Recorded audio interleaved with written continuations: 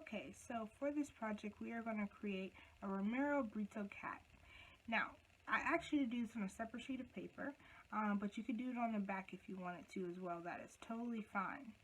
As far as coloring, you can use crayons, you can use colored pencils, or you can use markers. All of those will work for this project. Use your creativity. Now, the easiest way to start this is to divide it into 4 sections, just like they have on the paper. So, these sections don't have to be 100% even. They also don't have to be 100% straight.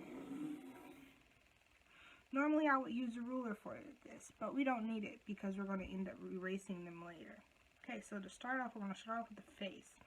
The face starts off as if it was going to be a triangle. Now, notice where it touches. It actually touches the sides of this bottom square. So I might actually number these squares so it's easier when I'm talking about them.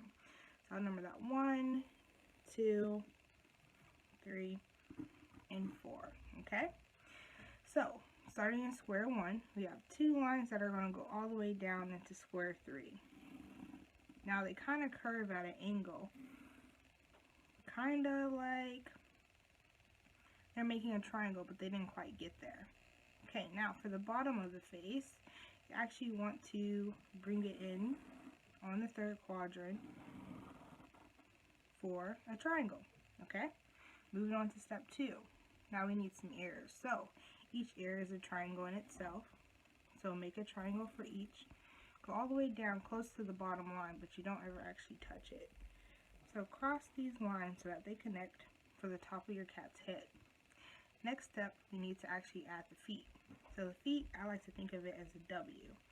So start over here at the edge of the face. One part of the W, and the other part of the W. Now, if your feet aren't exactly the same size, that's okay. You can always erase and fix it. But if you like what you got, then just keep it that way. Okay, moving on, we need to do the body. So the body actually starts in the 1st square, and it starts over by the left ear. So we're going to bring it around into an oval shape, all the way into the 2nd square, all the way down to the 4th.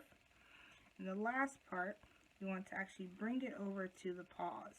So I'm going to bring it all the way over to the 3rd square and touch the paws. Now my line over here is a little weird. It's a little wavy, but that's okay because we have these awesome things called erasers. So I'll move that on down. Alright, we got that part finished. Now moving on, we need to make our thigh for our cat, and we also need to make the leg and the paw. So to do this, we can start with the thigh. So the thigh actually goes all the way over and touches the edge of the face, but it starts up in the 2nd square. So we're going to make a nice big oval and bring it down so that it touches the side of the face. Next part actually starts in the corner in the 4th square. A nice big curve, touches the side of the face. And the very last one still starts in the 4th one, but it's a bigger curve. And it touches the side of the face. They all come to the same area, okay?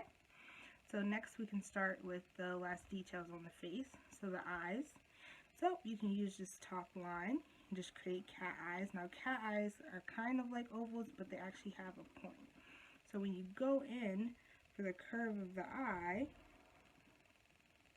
you want to make sure that there's a point there. And always make sure you want to get both eyes about the same size, but they don't have to be perfect, so don't worry about that as well. Eyes are always the hardest. I can add some circles for my eyes if I want to, like they have in the picture here, but a lot of the cat eyes that I see are actually very narrow. I'm actually going to make some very skinny lines to make kind of like more cat eyes.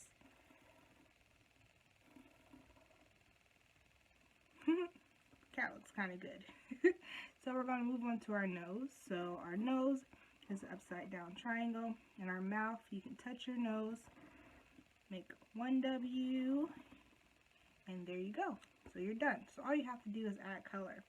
Now for the colors that I'm doing, I'm going to use markers, and I'll show you what that looks like later. But if you want to, you can just go ahead and start erasing the extra lines that you had, because you no longer need these. They have nothing to do with your cat, but where things went along those lines.